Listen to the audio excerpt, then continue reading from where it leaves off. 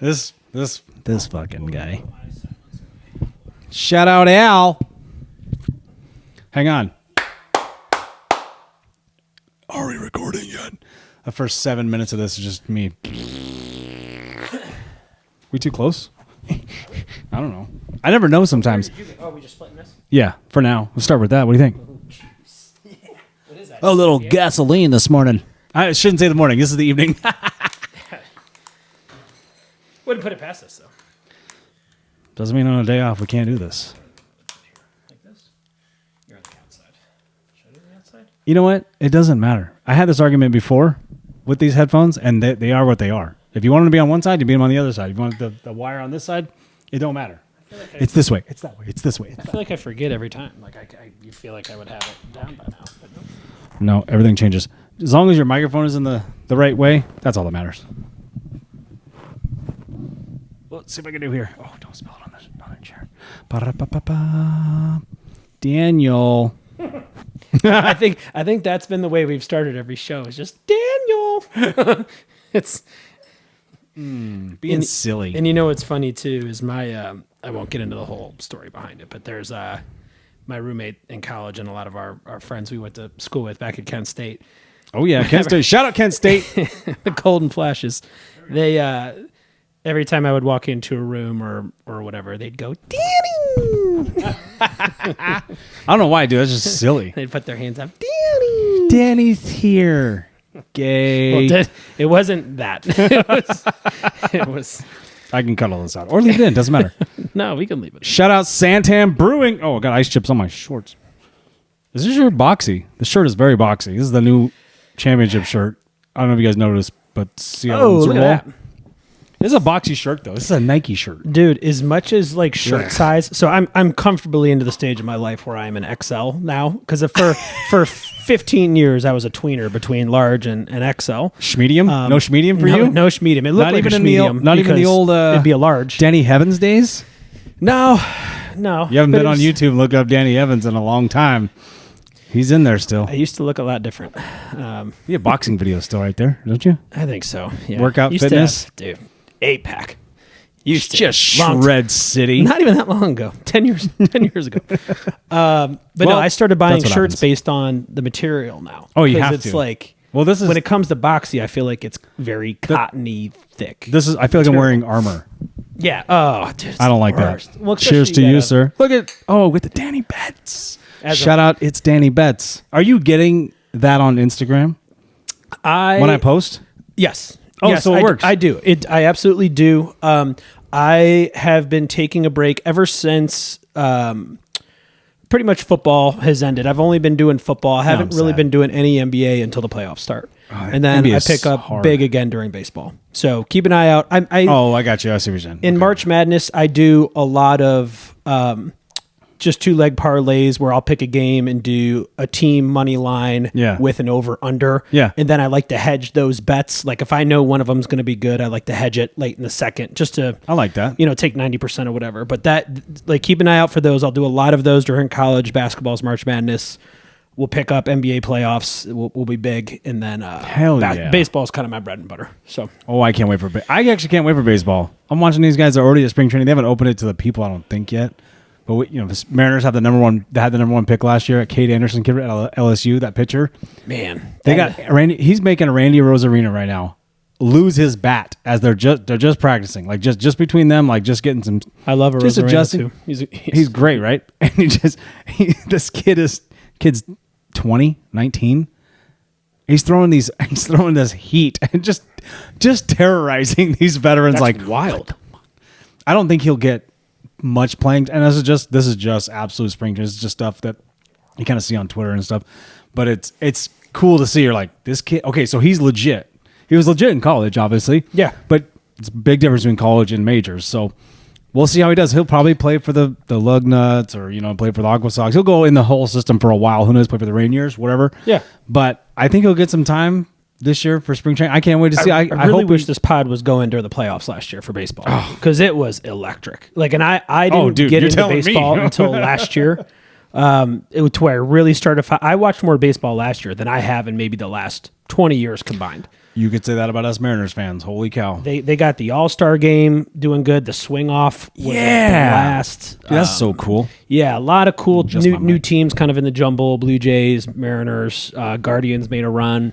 Guardians did make a run to get in the playoffs, but it's going to be fun. I can't wait for spring training to start. It's a big thing here in Arizona. It's fun thing to do. I don't think it's as fun as everyone makes it out to be, but it is. But so you're a little fun. jaded now, huh? Been a few times now. You're like, meh. I just don't. I'm not flying in from outside of the state to come watch a spring training game. But if I'm 2 miles away from the stadium, I'm absolutely going to take the kids for something to do on especially right next to our house, it's the Rangers Royals. So like we have that, and it's $8 to sit on the lawn. That's so cheap for a family to do something for 4 hours. Yeah, popcorn. I mean, the food's reasonable. It's expensive like you would imagine, but food, they have the popcorn, dollar stuff. They have the $1.50 hot dog, $1.50 popcorn for the kids and stuff. That's not terrible. Oh, see, I don't even see that. Like I feel like for a popcorn, just buying beer the whole time, $12 beers. Thing, souvenir thing. I thought was like $10 popcorn, but that'll last you for the whole game. It's huge. Well, so you got little ones. And it's not too bad. It's I get it though, because it's like there's been a year or two where I go to spring training and I went to like one time, but then there'll be a year I'm going to Cincinnati. Yeah, I'm going to the White Sox Guardians and the Dodgers are down in Goodyear. Yeah, I'm going. The Reds. I'm trying to go see a Cubs game. You know what I mean? Out in Scottsdale, right? Cubs are in Scottsdale. Yeah, I think Mesa? Cubs in. Oh, is it? I thought the Mesa, Cubs are with the Giants. Who's with the Giants in Scottsdale? I forget. Oh, what? I think it's just the Giants in that one. I'm pretty sure. Is it? I thought there was two per stadium. Well, no.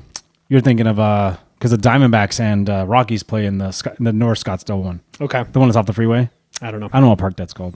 But the Mariners and the Padres. Yep, over in Peoria. And we got Rangers Royals Oakland, here. Oakland, Anaheim, and Tempe. Anaheim's Tempe by themselves, but okay. They're Anaheim, right? What do they call themselves I'm now? Sure the Angels are. No, the Angels are there. We know. What are they? Are they the city of Anaheim now? Oh, I don't know. I don't know what they call themselves. Dude, I can't wait for the changes A's. Their names. The A's have a good team. I shouldn't say they have a good team, but they have a lot of like stars, like Kurtz and the young guys, and Rooker and those guys. Yeah. They are going to be so fun in Vegas to watch. I think that stadium. Vegas is going to kick those kids' ass, though. Dude, there's talk of LeBron starting an expansion team for the NBA in Vegas. Like Vegas is going to have. They'll have it all. Raiders. A's, that's the only thing they're missing. Yeah, is a basketball. They have hockey already, and that stadium is going to be beautiful. I don't know if you've seen the blueprints to that stadium yet. It's incredible. Right across from Mandalay Bay and MGM. Yeah, right there on that corner. So it's going to be fun. Vegas is on the come they took down the Tropicana. There it is. Yep. The OYO or whatever hotel that is still like in shambles. I don't know last time you've been in Vegas, but I feel like that one hotel, it's like the OYO or the OYO or something. It looks like it's been hit by a zombie apocalypse for the past 5 years. What's the other one that's right there with the purple neon Polo Towers? Polo Towers is still kicking it. I stayed there. They're in a weird spot though, because there's like they revamped that one area on the backside, right? Yeah, where like Yard House and the Ferris wheel and all that stuff is. They redid the Grand Chateau, O'Shea's or whatever it is. The Marriott Grand Chateau is right behind that, and then there's actually a Walgreens with a little walkway so you can walk and get your your. They did a whole bunch of work back there. But they still left the Polo Towers the way they were. The Polo Towers are still... They will ride that thing until the wheels come off. What's the one across from Polo, though? It's kind of a dirtbag spot, too. Which way? It's one right across... So you can only walk over there from... I think it's not on the Polo side. It's on the opposite side. But you can only walk there. Get on that way. So it goes Grand Chateau, Polo Towers. Yeah. And then I don't think there's anything to the right of it. Maybe not. I think MGM is Bally's? further down. Is Bally's right there? No, Bally's is the other way. Bally's is down by like the Hard Rock and on the other side of Paris. Oh, well, the Hard Rock's not existing anymore. It's the Resorts World now. No, not the Hard Rock. Then what's the Hard Rock? Wait, no, the Hard Rock? I don't even know. Vegas people got to help us out. I thought it was the Hard Rock that goes up the escalator and kind of is set back a little bit. I don't remember. I forget what it's called now. Hard Rock was around the corner by themselves, like way off the strip a little bit. Okay, maybe that was a cool spot. This one's like on the strip, but you take an escalator. It's kind of like you go. It's right between Cromwell, and then there's all those little shops, and like there's like a gyro stand, and the performers. There's something like back in there, and I forget what it's called. Vegas people are tripping out, like they're just screaming. And no one goes to Vegas. I mean, I'm in Vegas 4 or 5 times a year, so there's it's like so many hotels though, and they change their names too all the time. They do, yeah. What are you supposed to do? I stayed at Flamingo for the first time, dude. The Go Pool in Flamingo is freaking. I like a little bit of grime in Vegas. Like I don't like the ritzy part of Vegas. Like I like just a little bit of grime, and Flamingo has it, man. That's kind of how it's right in the middle of that. I love the smell of it. It's on that touch of that grime, just right there. It's just enough. And it's kind of like what makes it. I think of it because I've stayed there just a couple of times. Because the monorail goes right by it, so it feels like you're kind of. There's always some noises. There's always some wild noises coming out of the tram. You're like, the fuck was that? Yeah. You're like almost like you're living in like Chicago or something where the trains are running right by your apartments and stuff. Like you're like, mind the what is happening? Oh, yeah. Dude. Well, it's the best bang for your buck too, kind of on the strip, and so I feel like they kind of cleaned it up. I feel like they don't attract like the best clientele. They know who they're attracting though. That's what you got to give it to them. They know what they're doing. And they do it in a classy way. So like I said, where the Go Pool is cool. Like they've got some cool. Like the casino is great. It's got a really nice Mexican restaurant. Some cheaper places to eat. They know what they're doing. Location's fantastic. It's right across from Bellagio and all that. So, yeah. Shout out to Flamingo. I can't wait. So we're going to Vegas for the Morgan Wallen concert for my birthday. Ooh. So I know I've seen Morgan. Yeah, we were supposed to see him in Phoenix last year, but it conflicted with a trip to Michigan. So we're staying at the Rio for the first night we get there, and then we switch to New York, and then going to see Morgan. So I haven't seen him in person, but everywhere else was, I think we got that for $70 a night. Easily. Everywhere else now is like easily. You can get a suite at the Rio for $50. Yeah. They're giving them away. Yeah, right across from the Palms. Yeah, so we're looking forward to that big time. Stratosphere has huge rooms too. Huge never rooms stayed at the Strat. Never stayed Strat. There. That's what they changed it. They're not the Stratosphere anymore. Strat. Yeah. Did they take the rides off the top too? There's no more of that, or what? Oh, I don't know. I haven't been there in so long. I feel long. like it's always been there, but yeah, who knows? It may not be there anymore. I used to do those rides. Hopefully, no one gets upset with us abbreviating Strat. Oh, maybe there's some Stratosphere inhabitants that love the term Stratosphere instead of the Strat. We'll put his name up here. We'll shout out Short King of TikTok, whatever. I'm sorry, I'm getting your username wrong, but it's like Short King 1979 or something. Yeah, he lives in Washington now. He's from San Francisco, but he no. Have you ever heard that though? Here's the thing. Okay, let's just address this head on. Okay, you hearing this? Are you paying attention? Listen. I didn't know. Apparently, the thing is, we had someone comment on one of our videos on how upset San Francisco. They cropped us into their video. San Franciscoans, like whatever they call them. Okay, and I apologize if I got that wrong. Screwing that one up too. Apparently they get very sensitive for referring to San Francisco as San Fran. Okay. Yeah. What else? I mean, and my instant reaction was to just be like, dude, just fucking chill. Yeah. Like, shut up. Calm down. But then I thought about it and I'm like, I'm not going to be disrespectful to this guy because I honestly didn't know. And we weren't trying to be malicious. I don't think his response video was malicious. No, anyway. Maybe we was can great send about a link to it, whatever. But I can tell you, like being from Cleveland, you're in his being videos, from Seattle, so. yeah, I would be frustrated. Like perfect example. I get frustrated when the freaking news in Arizona refers to Surprise, Arizona as the far West Valley. I get really pissed off about that for some stupid reason. I'm like, we're not that far away from Phoenix. 40 minutes from if Phoenix, I can get frustrated at that, I can completely understand. You identify with it. Yeah, I get it. I can get it. So now I know I will never, and I'll always think about that for the rest of my life now. I'll always refer to it as San Francisco. So I didn't know that was a thing. I had no idea. We call them Niners fans. I don't feel like they get bent out of shape when we don't call them 49ers fans. Yeah, I know. Right? I don't know. Maybe it's a city thing. Who knows? It has to be. But noted. No, we put it in there. You're good. We'll give them. Shout out to all the new subscribers. We gained some traction. Made triple digits. Digit increase in subscribers week over week, man. Hey, man. Not bad. Hey, thank you. Thank you, guys. Shout out everybody on all the. Sorry, you got lit up in the comments today on TikTok. Oh my God. Yeah. Also, there's some people.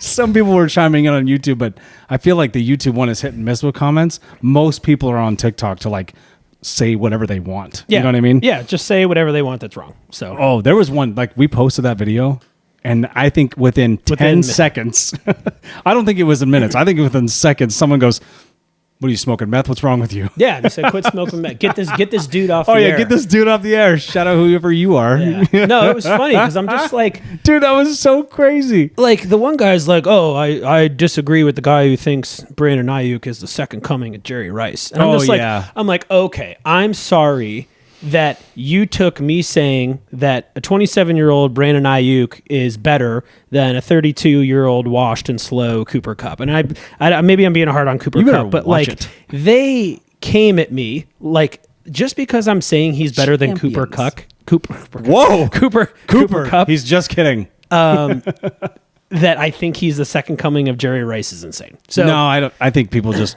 having fun with comments. Yeah. Just talking shit. It's fun. That's why we do this. You and I are just talking shit. I think it's somewhere in the middle, but definitely closer towards me, that people don't realize how good Brandon Ayuk's last season was. Last season. I think that's what people's problem is. It's the only season he has like that. It's the only season he has like that. And so I thought I would be getting it because I'm like, I'm naming guys. I wasn't naming top guys. We said to stop, but I wasn't naming even top 15 guys in my opinion. I said Michael Thomas. No. When was the last time Michael Thomas was great? No, a long time ago. Well, I feel like Michael Waddle Thomas had a good rookie season. Years. Waddle had a good, decent year last year, but you got to go with who the quarterbacks are good with. You know what I mean? Ayuk will be great if he's with a good quarterback, but that's most receivers. There's not too many receivers out there. Maybe you agree with this, maybe you don't. Some receivers can make good quarterbacks or make quarterbacks better. You know what I mean? I feel like Davante Adams was kind of that for Aaron Rodgers a little bit. I don't know. Aaron Rodgers had so many good receivers those early days. Randall Cobb and James Jones and Jordy Nelson. So he's done, and then Davante Adams. So I feel like he's done. I mean, look at Antonio Brown and Ben Roethlisberger though. Okay, take that one. Yeah, I mean, Le'Veon Bell. I don't know. It's Antonio Holmes, Mike Wallace, and those guys. But I don't even know. But would you say that Antonio Brown? I know he's a crazy elevated guy. Ben Roethlisberger. You have to say something like that, right? I think Antonio Brown was the best receiver in football for a 10-year span. Maybe not 10. Oh, no, here we go. No, here we go again. I think he was.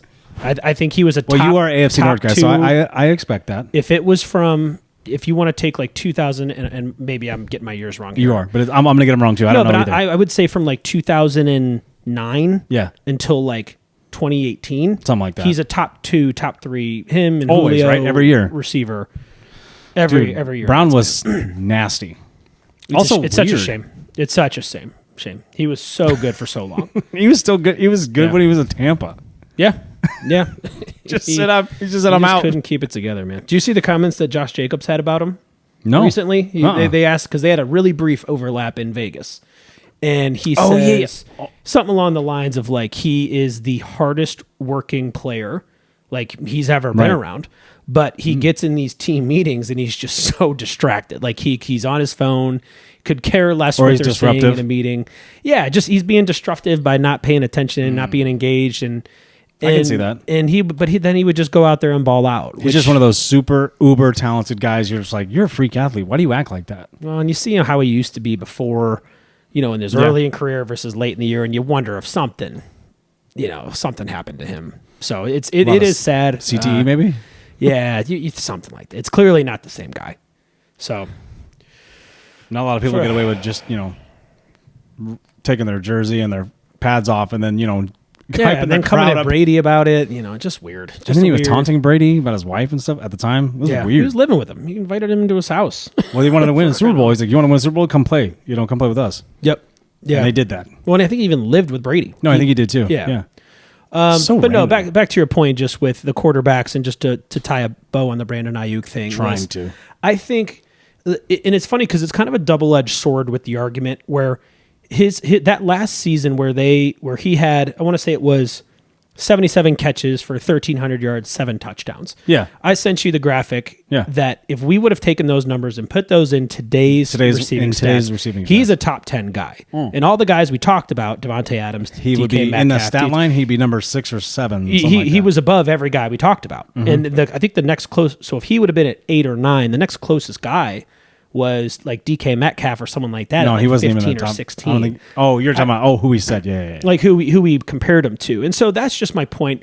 The Do I have problem that graphic on here? I don't save it. the problem was he did it really for one season. He was getting progressively better until that season, and then he's pretty much been non-existent. What do for you the past 2 attribute years. that to, though? Is it the Shanahan offense and the lack of people that were getting hurt, so he had to step up? No, because That's what I heard in the comments. People were like, "No, he got hurt, and people got hurt in front of him. That's why he got to be who he was last year." I don't Or the even year know before. who was the 49ers number one before Brandon Ayuk.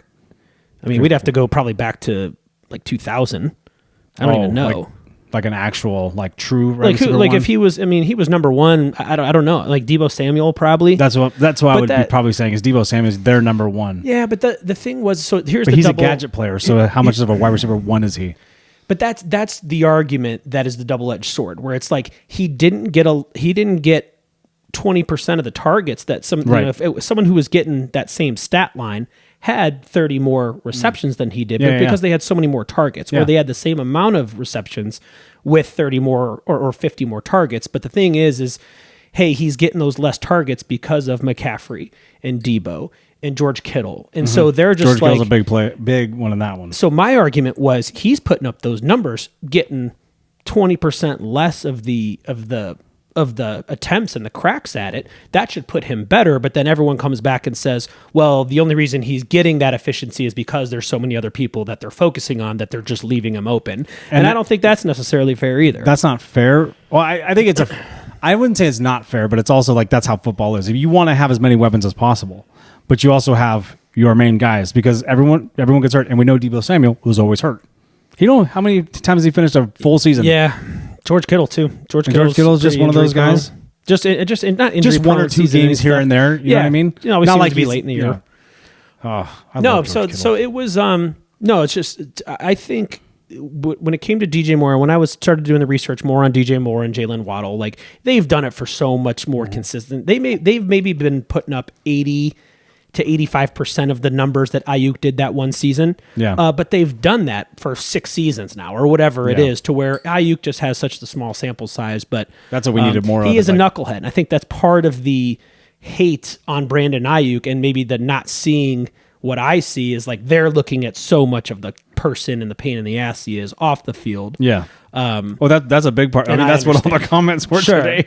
I said to the guy on YouTube, or the response in the comment was, the 49ers made a decision that said, hey, we will take 80 to 85% of the production out of Juwan Jennings compared to Brandon Ayuk, just because we got to get this knucklehead off our payroll and get him out of here. But he's got a big contract. Brandon Jennings. Juwan Jennings apparently isn't the most level-headed guy either. No, because there were some people. Oh no, there was a guy were saying from the Browns same thing, saying like Juwan Jennings is saying stuff to me that you should never say to another man. Like, he's the one who got hitting people. He's the one who got hit. Yeah, I mean, like, dude. What's with these Niners? And Juwan got hit in the nuts because he was talking shit. Oh, is that what it was? That's what it was. Oh, you're right. Yeah, that's exactly the what Bears it was. player hit him. Like, you don't say that to another man. Even Big Cat from Seattle said that. Like, he played against him. They play him twice a year. He goes, I won't say what he says, but he's saying things what you just said. He's saying things what you're not supposed to say to another man, and you're like. So then you feel bad for Juwan Jennings for getting hit in the nuts, and then you find out he's saying shit because he's like, "What happened?" And then you're like, "That you can't say that." Yeah, I don't know what happened, but there was a guy from Cleveland is the one who brought that to light. Yeah, there'll be a 30 for 30 on that one for sure. I'd love to know what he said. I'd love to know. There's a deep chat room somewhere that has it. One of his burner accounts on Twitter or something. Speaking of burner accounts, you want to go there? Segues. Hey, that was nice. That was nice.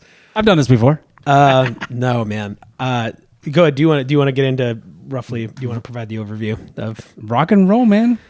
So Kevin Durant, it's really catching fire right now. That dude coming into All-Star Weekend, it's a forest fire. That there are multiple burner accounts potentially that Kevin Durant has been tweeting from. Have you ever been on Twitter and do you have multiple accounts at all? You ever tried that? No. You know how easy it is to flip to another one? I would imagine it's like Instagram where you just double click and it shows. Yeah. So just with Twitter, like you or X, you can literally I have the Two Beers, Two Mics, and I have my personal, which is virtually exactly the same. But you can go like this. You go. It's 2 clicks, and you're in your own realm. So he could be anybody. He's a Twitter. Did you see the Michael Irvin thing? Michael Irvin's like, why is he using my face? What the hell's that? Michael Irvin? No way. I saw that on just before you walked in here. Just before he's one of his burner accounts. He goes, why is Michael Irvin holding his phone like, what is this? Why is he showing my face like this? Like, what did I do? Michael Irvin's face like this. because Michael Irvin out the here thing catching is, strays. Yeah. Michael Irvin's catching strays, but at the same time, he's using this face of Michael Irvin, like kind of confused, like what? But then like it's when Katie says it and the words, she's like, if you don't pass the ball on a long, outside run or whatever to Steph, you're gonna get benched or something. And like he says something. I think that's the one. I could be wrong on which one it was, but Michael's like, why is he using my face? You could have chosen anyone in the world. What did I do? That's football player from Dallas. That's how big this Kevin Durant thing is. We've known for years that he's had burner accounts, right? Well, they said one too has like an owl icon, and that same picture of that owl he tweeted out like years prior. So that's how he got caught. So that's how they knew like this one was him. And I don't know how they're tying these to him, but oh my gosh, dude, the comments. We need to normalize this. We need to not demonize Kevin Durant for this. No. Because this is what we want as fans, is like true transparency let's with see what they're zero saying. Repercussions.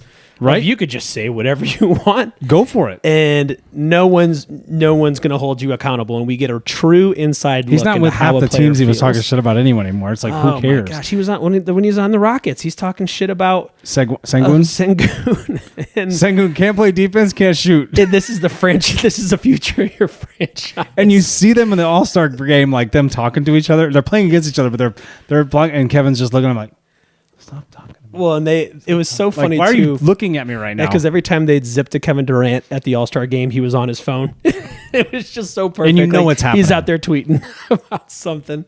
Even if that was... The Steve Kerr one was wild. Oh, like, basically saying Steve Kerr... I forget what it was, but it's like Steve Kerr... Doesn't like black people. Doesn't like black... I'm putting that on the internet because it's already out there. I'm not saying anything that isn't out there on the internet. Though? Is that word? I saw that. I was like... He phrased it differently. He named his son Nick. What's his last name? Oh, no, he did not. Really? What's his last name, Daniel? Oh, Kerr. And what's his son's name? There's no way that's true. Is it really? That's his son's name. Insane. That's very... I don't think it's intentional, but that is crazy. That's a joke. It's a joke. Like, I feel like that's on the internet as like a joke or a meme. I get the play on words, but that's not the play on the words you want. That's wild. Hey, that's legit.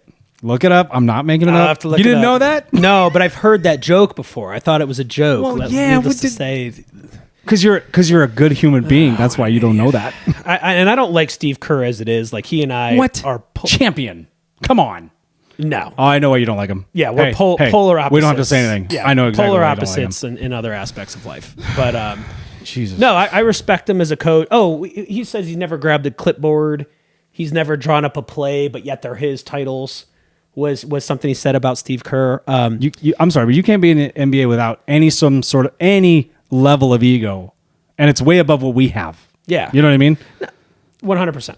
Right, and if just to have a form of basis to go off of on like why he says that, it's like, come on, are you serious? Well, it's. I think it's just because he expected. I mean, they were before Kevin Durant went to that team. Yeah, they were statistically and record wise the best team in NBA history. Easily, they had 8 losses in that 2016 season, the year the Cavs beat them. Yep, and so he comes to that team, and I don't know what he expects. Like, if you're going to the team that has the greatest record of all time the season before, maybe don't come in there like, hey, I'm the top dog of this team, which he never has that, like that demonstrative attitude that you like see. Outwardly, you don't see it. But I think internally, that's how he thought, and it's just insane to think that you could go to a team like that, ring chasing with the best team previously in history, and think that. Do you have a problem with ring chasing? When it works, do you have a problem with it? If it doesn't work, is it a bad thing? Like, how do you depends on the situation. So it's just however who's doing what, right? I think it really is it depends. Houston and like I Chris think it depends Paul on the franchise. I think it depends on where a player is at in his career and what he's accomplished previously. Right. Like, for example, like do I blame Chris Paul or someone like that? James Harden joining in Houston? Jumping on a team or jumping on Cleveland. He wasn't going to do the Clippers weren't doing shit, but he comes over to Cleveland and there's rumors of LeBron going there next year. But in James Harden's case, and we never even talked about the James Harden situation on the pod, but it's like, I don't blame James Harden. And when he got traded to the Cavs, I was hands up. Like, I still respect him as a player. I think he's still one of the great talents in the league today. I just hate him as a person, and I think he's a locker room cancer. And there's a million reasons why I don't like James Harden. But the first few games he's played, they look fantastic. Because he's Jared playing Allen, like actual real basketball. He's playing real basketball. He doesn't have to be the... That's my biggest beef is they all know how to play ball, but they're playing NBA basketball, which is not basketball. I'm sorry, children. It is not basketball. No, the Cavs are scary good right now. I've watched every game. They've been scary good if they can stay healthy. No.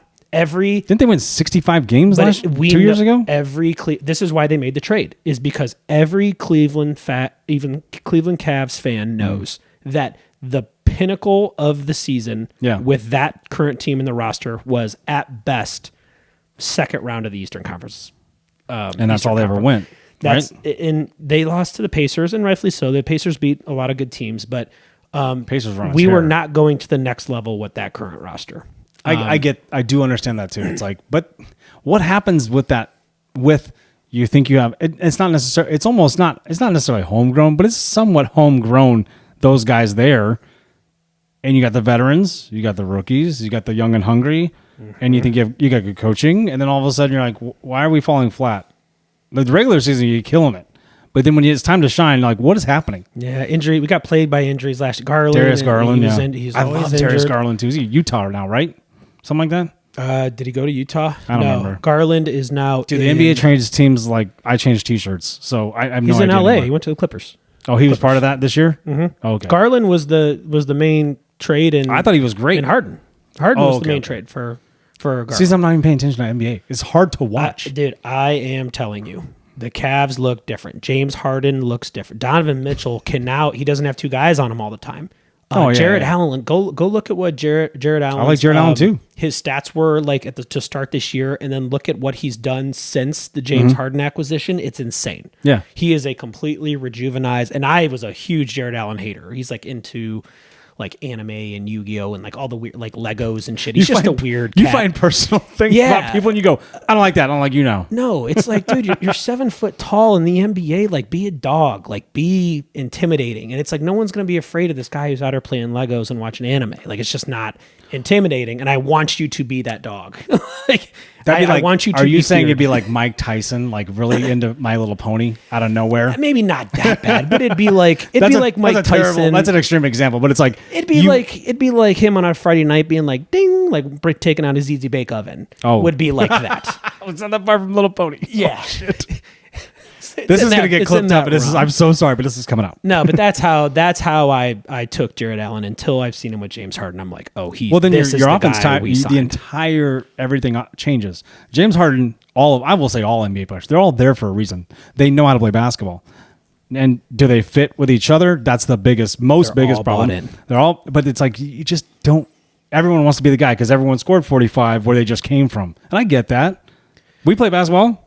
People, you got egos, guys that used to score 50 who are now 60 that think they can score and they can't. And it's fine. It happens. No names. But I'm just saying you just don't have it. Or, hey, can you just, you know what you should be good at? This. That's why good teams win because they remind me a lot of Seattle. They remind me a lot of the Seattle Seahawks. Guys who just know their role. Now they're balanced, bought into right? The coach. 3, 2, 1. The Seahawks. They're bringing it home again for the second time in less than 12 years. The Seahawks win Super Bowl 60. They are bringing the Lombardi back to the Northwest. They're each doing their job because they know if they just go do their job, that's all they got to do. They are a contender. Do your job. That's it. That's it. Well, that's a Patriots thing forever. Just do your job. That's all Belichick is like. You're good at this. I don't need you doing this. Patriots had Tom Brady though, and they knew this was Tom Brady's team. He held everybody accountable in practice too. That's not normal everywhere else. But I think the Cavs are like that in a way where they're very balanced. And they don't need to. I mean, Donovan Mitchell, I think, is the leader of this team, and he showed that. But James Harden's come right into here, just like, hey, like I'll distribute. Like all this shit is overrated, like this drama stuff. I forget the exact quote he had, but he is just. I think he's fed up now. He's like, I'm just going to prove to everybody that we can win a title. I don't care. Yeah, good for Cleveland. I'm happy for Cleveland. Needs something. Dude, Cleveland, that run, like when they are good in basketball, man, it's so fun. Like it's great when you guys are doing when the Cavs are good. It really is. I'll say this because I'm watching some of your Brown stuff, and whoever the radio guys are, I don't know who they are, but they're on my TikTok. Ken Carmen, Anthony Lima. I'm following these guys, right? And they're really into Shador, and they're really into like, what are we doing next? And I know football just ended, so they're kind of still on that. Is it an older guy or guys more like our age? I think more. It's both because I'm following a few of them. Tony Rizzo's the ESPN Cleveland guy who's been there forever. Like my dad grew up with Tony Rizzo. Like they're the same age. I probably have seen him too. Ken Carmen's the bigger white guy. Maybe Anthony Lima's like the skinny Italian dude. I think that was one of them too. They're all out there. I mean, they're all doing their thing, but it's like they're really trying to get something for the Browns. And I know that city wants something for football because you guys lost your football team, and then it came back which is great. Late 90s. Yep. But it's like, oh man, you're going. You don't have the balance. You need that. Is your organization going to allow that? We were always, and it's even with LeBron, we were always a Browns town. Browns come first. But then, because you yearn for that. Yeah, but then the Cavs win the title. The Indians go up 3-1 in the World Series against the Cubs that same year. Baker was like we started. Oh yeah, Baker was years later, but we got that buzz. So. No, it's look out for the Cleveland Cavs. I think they are going to blow through the Eastern Conference and get to the finals. I gotta say the same thing. From what little sample size I've seen, we'll see, man. That shit coming. NBA playoffs start in a few weeks and run for the next. I was gonna say 4 months. I was gonna say they're gonna start very soon. Was it April? And then it's like gone. The end of March. I think it's. Is it? Because they have the play-in now, right? Something like that. You got to come. I think there's. Which is fine. I like that Adam Silver likes tournament, but Adam Silver, get a hold of your NBA. You guys are out of control. We don't even know what's happening anymore. Remember Pat Bev when they won that play-in game? Pat Bev gets on top of the table. That meme is still everywhere. I love Pat Bev. I love Pat acting Bev. like he just won the finals. No, he's swinging his jersey around like this is our city or this is my house. You are now the 9th seed. Yeah. Congrats! You get the number 1 seed. Golden State Warriors, whoever it was at the time. Yeah, just got throttled the next round. Yeah, that's what it is. We love that though. No, you gotta. It's awesome. It's fun. I can't wait for the NBA playoffs. I can't wait. Miss a game of it. That's the only time. That's the only time I watch the NBA because it's like, okay, now they have to be competitive. They gotta be because they're in it, right? The Cavs or everybody, anybody in the NBA. Yeah. Like you're in. Okay, look, you've been winning all season. You're doing what you got to do. You start going for the seeding towards the last couple weeks. Because everyone's kind of close. Mm-hmm. I like that part, just like the NFL. I understand the design of it. I think it's great, but you got to get players involved in it to buy in it. Not involved; they're all involved to buy in it. I don't think NBA players buy into it. I just don't think they do. Buy into what exactly? Buy into like getting into the playoffs and actually making something. They're all so talented. They're the cream of the crop players. Everybody, every single person. I think just the way they're resting players goes to show like how. Like the load management and all that. I think it goes to show like how serious they're taking those playoffs though, because you think the playoffs, we're in it. It is another 2-3 months that you're playing games. It doesn't end of the beginning. It hasn't changed since the 70s. So what are we talking about? No, but I think it's become apparent on how demoralizing it is when you play so hard all season long to get to the playoffs and you're just banged up and a key player goes down or look, Tatum went down, Burton went down. Why don't you just call it injury prevention? Sure. It's a different way to say it. Would that be a different thing versus load management? Because one, you want to have the biggest gripe that we hear with that is kids don't get to see their favorite player because load management. 100%. And you're like, okay, so you pay the money to go see him. And not a little bit of money, a lot of money to see your favorite players. Mm-hmm. And then you go out there and hey, they're not playing, and you're like, God damn it. Go ahead. I'm sweating. You're good. And then it just goes into it's weird. There's no fan in this. No, the only room in the house. I got really into the Cavs there, and I just started sweating. That's what the Cavs do to me. So you want to know about the Cavs? It's like when you're watching the NBA and who they have and who every single one of those guys is super talented and can take over a game at any moment.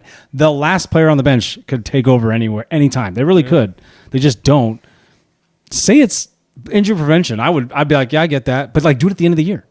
That way, your sales might be down. That's when you're jostling for seeding, though. And very rare. I don't know that. We'll take care of business in the front end. Yeah, no, I totally get it, man. I think the Cavs did a great job of that when they were the title. LeBron and K-Love and Kyrie and those guys. They were always healthy until Kyrie went down. that first year. Seems to happen every couple of 2 or 3 years for them. Unfortunately, I think that cost us the title that first time against Golden State. I mean, LeBron and Kevin Love went out too. That's when Olynyk yanked out Kevin Love's shoulder, and then you have LeBron. Oh, yeah. You remember that? So they were down Kyrie and Kevin Love, and it was LeBron and Matthew Dellavedova taking them so good. to 6 games or so whatever underrated. it was. So it's just, again, I think, it's just the less time you play, the less chance you have of something going wrong. Yeah, but they practice every day too, How hard they practice, I don't know. It's always different. Depending on the age of the player and all that. I'm product of the golden era. So are you. So it's like you're used to watching everybody and I just play hard, beat the shit out of each other. Man. And you just go. You just go until you can't. No, it's funny. You see Shaq and Charles Barkley and even Vince Carter, as early as Vince Carter. There's like load management. Like, what the hell? Yeah, they're like, what are you talking about? Yeah. Go play ball. Come on, man. Yeah, but I think that's I would definitely go. I would just say, hey, I need injury prevention week. I'm fine with that. Then that way people can plan because we're here to watch you. Oh, you're saying that the players come to it. Hey, LeBron's going to be out this week. Why not? Yeah, if you want a week off, go for it, man. But I mean, I think it's made it clear the Jazz recently have that thing where their players sat out and they got fined $500,000. Well, by the NBA, like that was a blatant. So I mean, I don't know how you could do that. I mean, unless you just fake an injury. I don't know. That happens too. That goes into betting, but we'll talk about that a different time. Yeah. The other thing with that is, I get the load management and all that stuff, but it's like I lost my train of thought a little bit. But it's like just watching these guys, you want to go see them and you just can't. And you're like, oh, I don't agree with LeBron's comments. 40 home games in a year, and we're like 40 chances to go see them. Yeah, LeBron was like, oh, it's so much faster, so much more grueling. I'm like, first of all, you're the wrong person to be saying anything like that. I respect LeBron, but I'm like, we know who you are. Never had a major injury. We get it. Never had, he's played 23, whatever it is. Like, I mean, but I don't feel like LeBron's ever really taken time off like that. Like he's played. I would have to go back and see, but I bet he's played over 70 games in every single season. Oh, this is what it was. It was so you can do all. So Silver came out and they were like, you can do whatever you want, load management wise, but you have to play this many games to be eligible for these many awards, and your contract is based on these awards or these accolades, and you're like, so that tells me that Silver one can't control everybody, which is fine. You're the commissioner of a league, not each individual team, so I get that. But also, he's like, you want to be a part of this. This is my stuff that you're winning. You're going to have to play. Yeah. I think Silver's probably one of the more rational. That makes sense to me. Yeah. That makes sense. I'm on board with that. But some guys don't care. No. Especially guys that have already I'm already been NBA MVP, or I'm already been Finals MVP, or whatever. That's fine. Either guys like Ben Simmons, Zion, you just get the feeling like these guys could give two shits if they play or not. And that's the frustrating part to me. Because they're super talented. They just don't care. There's no dog in them. They're out for themselves. There's I've never heard one teammate other than KD and her burner account that said anything good about Ben Simmons, other than he liked him because he passed Kevin Durant the ball. I heard that one. Yeah, I saw that one today. Yeah, so I should have put off that list. that they don't care, and that's my biggest gripe is they don't care. I have sympathy for the guys who tear ACLs and tear. The guys that are always hurt, Lonzo Ball always hurt. And you're like, or Derrick Rose Now Derrick Rose changed his game, but he's not Derrick Rose. Achilles tears, certain things like that. Just Kyrie still he plays low, but he's still. I mean, he just tore Anthony Davis. Didn't he just freaking nuts? How weak he's the butt of every joke. And Anthony Davis, he's a clown. He's like Anthony Davis, but he's super talented too. So talented, but he's made the best big man, if not top 3 or 4 big men in the league when he's healthy. But he's just never healthy. But he's never healthy. So what are we supposed to think? Did you see the Cooper, Flag, Luka Doncic stats through their first 45 games each? No. Enlighten us. On the nose. I gotta. We'll find the graphic. We'll show it. Oh yeah. Find it. It's right here. We didn't find it. Don't look at it. Yeah, we'll have it right here. I'll send it to you. Through their first 45 games, or whatever the number of games is to start their career, they both scored 999 points. No way. 2 on the number. And the same amount of games? 45, right? Same amount of games. Same amount of points. Rebounds, assists are Luka has a few more assists, maybe a few more rebounds, I think too. They're very close to each other. It's right there. It's like 5 above the other, and the other one's 4 below this guy. It's I got you. If we're not living in a simulation, man. There's too many things like that. It's like what a perfect trade-off. It's like, hey, we'll give you. Don't get me started on why the Dallas Mavs have and we'll Cooper give you a Flag guy right now, who's guys. exactly equivalent to Luka. It's also great. don't get me started on why the Cleveland Cavaliers had 3 number 1 picks in a row. Smoked them all. Sure, We didn't make smoked good them all, use but it of doesn't matter. Anthony Bennett. I don't even know who the other ones were. Kyrie was one. Kyrie, Anthony Bennett, and Kyrie was your legit one, but yeah, I forget who. Yeah, we did not make good use of those draft Oh, well. picks What are you gonna other do? than Kyrie. So, but yeah, what else? What else we got? I don't know. You had some beef with some people. Who? Oh gosh, I have a lot of beef with a lot of people. Somebody with oh that, god, with that, somebody with that shirt. I'm just so kidding. yeah, it is. It is. So we talked about in the last podcast with YouTube golf yeah. was my happy hour, and I went after a guy named Joey Colcuts who Yes. was with Bob Does Sports, And that was the guy I was talking about, but I didn't remember his name. He's the one who talks about what he eats. is it? Okay. Oh, That- Bob does that. Yeah, Bobby yeah. Burger. Yeah. Robbie Burger. We're talking about the same guy, but I was like, I don't know his name, but I've seen him Yeah, forever. Robbie Burger. So so Bob Does Sports is their podcast line, which is actually really funny. They used to have an Instagram page, or back before they were Bob Does Sports. Yeah. They were a tag or an Instagram account called Golfers Doing Things. Oh. Was their account. That might have been where And- I've seen all of it, yeah. Well, and this was probably 6 years ago, however long Holy ago, moly. 6-7 years ago, 6-7 years ago. And sorry, I had to do it. And so It's for you kiddos. my buddy posted a video of me on a golf course in Arizona where I hit a really bad drive. And You don't do that. And just chucked my driver into this Classic. lake. Into this lake. And we can post the video right here just to clip it. Quick clip.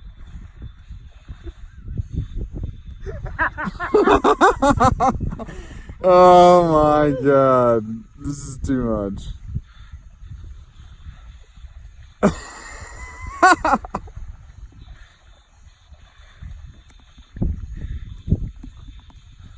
Just missed the fairway. Just missed the fairway.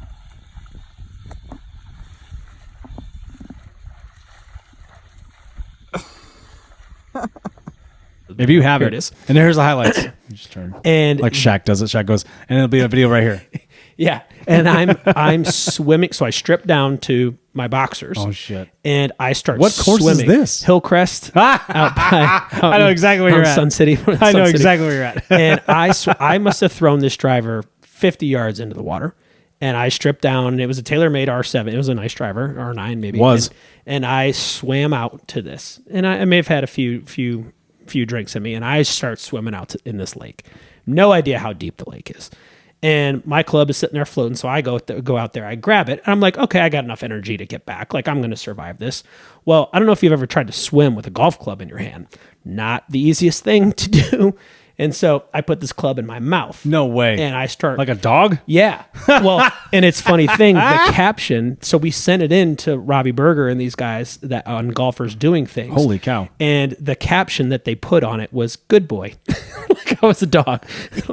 like I was a dog with, fetching this golf club. That's hilarious, and dude. you can't swim because the golf club is across. It's across your whole and mouth. you're hitting it. It's 6 feet long. And I have my 2 front teeth, half of them are fake. So I'm worried about losing pieces of my teeth out.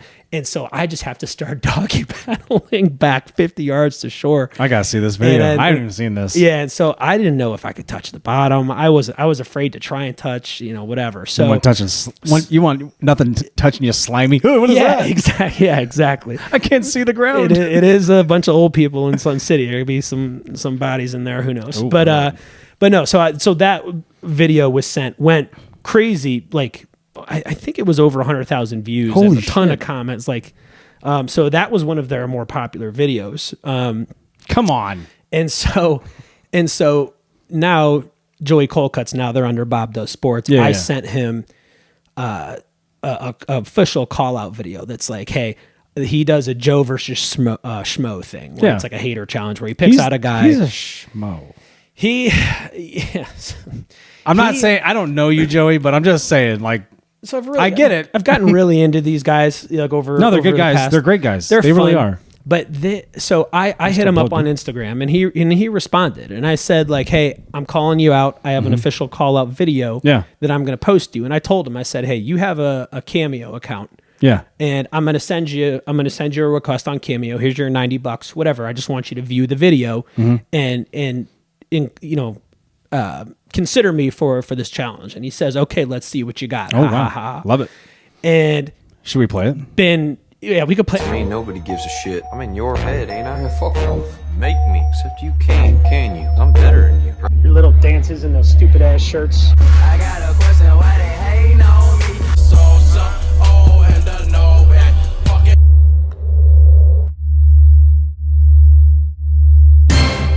I don't even know how that does that. That's not even real life. The ball was going this way and then it spins the other way around. Joseph Peter DeMar, you stupid idiot. I got something for your ass. Hope it's extra stiff. I'm not even keel. I'm the furthest thing from even keel you'll ever find. Hey, it just sounds different. Maybe Smokey the Bear can help you find all your balls in the woods off the tee. Smokey the Bear can suck my nuts. Every one of your videos, I just think to myself, You dumb fuck, Joe.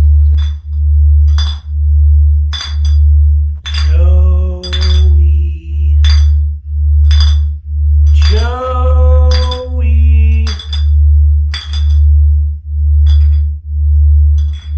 If we want to play it. I'll play it every 5 minutes. And he's completely ghosted me now for 4 days. And so Come on, Joey. I really hope he's, because he has 7 days to respond. Yeah. And he if you don't know what Cameo is. He's a new father, though, isn't he? Like, you got new father. You got a baby? Yep. Yeah. I get yeah. it.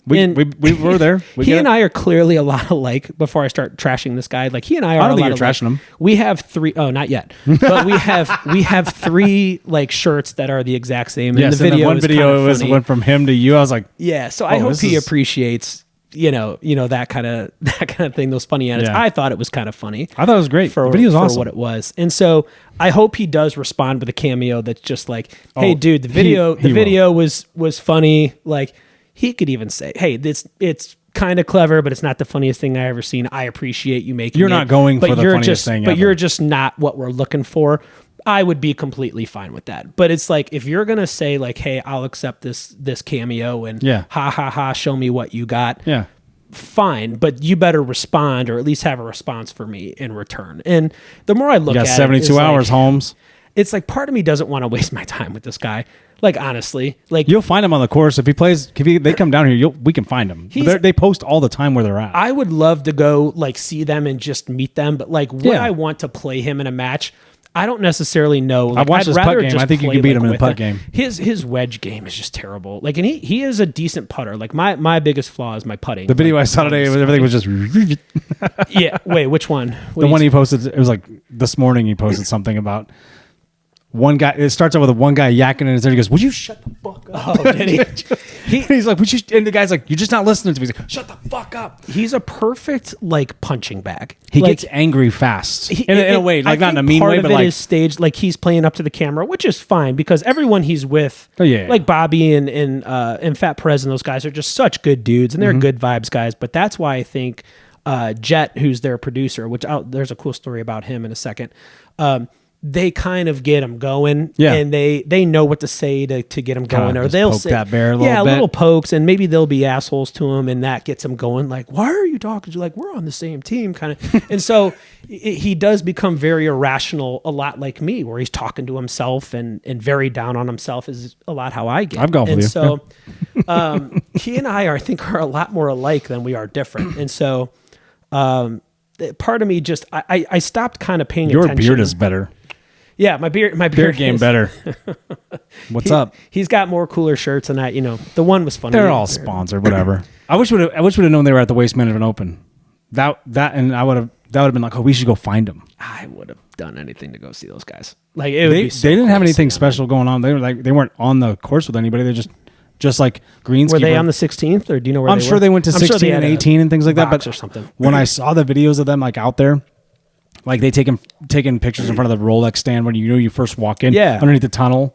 They're in front of that. And then they're in front of, they are in the big, now they've changed it to a big waste management, like merchandise area when you first walk before you go to the 16th. The airport had a really cool waste management If you don't know, Waste Management is our biggest thing here in Phoenix, other than the Super Bowl when it comes every 5 Maybe we'll go 6 next years. year. We'll try and catch up with them next year. I always Why want to not? go. We were in Hawaii this year though when that tournament was here. But I guess part of the other reason why I get so frustrated is because like I don't consider him like the famous person. Like it's Robbie Berger. You know, Fat Perez is like so loved by everyone. Yeah. Like I don't consider Joey Colcutt as like a famous person. So when I can't reach someone like him, I get a little frustrated because I'm just like, dude, like who are you in the grand scheme of things? Like you're, I like this. like you're not Dave Portnoy, you're not Big Cat, you're not PFT. Like you're They're working their way up there, I guess, a little bit. You're in that area, but like adjacent to that area to me. And so I don't mean that to be a shot at him. That's just to me what it is. So I feel like I should be able to reach you when I gotcha. when I comment on something or message you directly.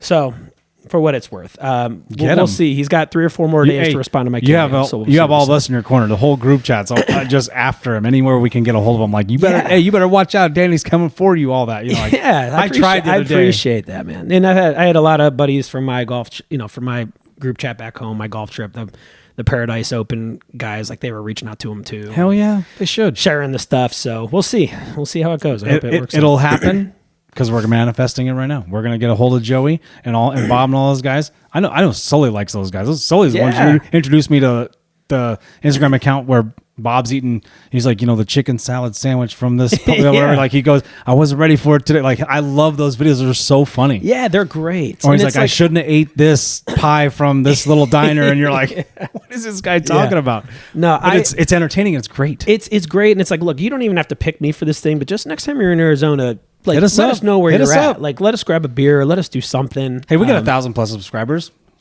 Yeah, we got 100 subscribers last week. No big What's deal. Up? Momentum. Yeah. So that's you're on notice, Joey. We'll see how it goes. I'm just a hype man talking shit. Thank you.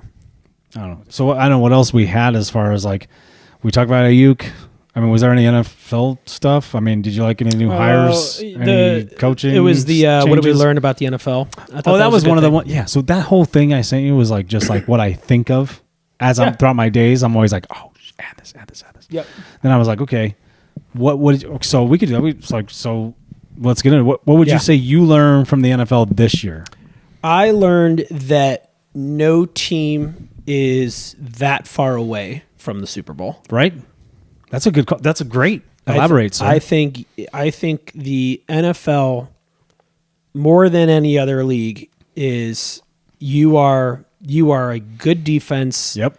A competent quarterback, a good head coach with a good culture away from being a contender. But what makes that so hard to get to though? Because we're all in the NFL, we're all great players, right? The defense is, I think, the biggest thing that is the most difficult thing to build. Because I think you can't just have, the Raiders have shown you can't just have a Max Crosby and be good at defense. Nope. So I think that is the biggest thing. If I'm a GM, the Cowboys, I'm doing everything I can to build a really good top-notch defense. You have to. And then I'm finding a good a good competent quarterback with a decent offensive line. And and a good head coach with a culture that offensive line is into. Big. Offensive line, I think it starts just to play up what you're saying is like I think it starts in the trenches when it builds a team. No one's far, but if you have 50% good offensive line, if just 50%, you can't have 3 shitty guys. You got to have 2 great guys. I think you're right there because then you can change them. They could be bookends. They could be in the middle. It doesn't matter. You just work your offense around the way. The other thing, too, with the defense, just to not devil's advocate, but just to throw a little wrench into what you're thinking with the defense is like, yeah, everyone's close. But the NFL rules are for what? We always talk about fantasy football. Quarterback league. It's fantasy football. That's what they like. They don't want everybody to be great at defense. Was the Super Bowl awful? No, it fucking wasn't. But a lot of people that love sports and just they want scoring and scoring and scoring. That's what they're waiting for, the NFL's catered to that for so long. They have. So when this happens, and it does happen, it's not like we haven't seen this before. People just go, oh. But that we've been very spoiled these past 15 years.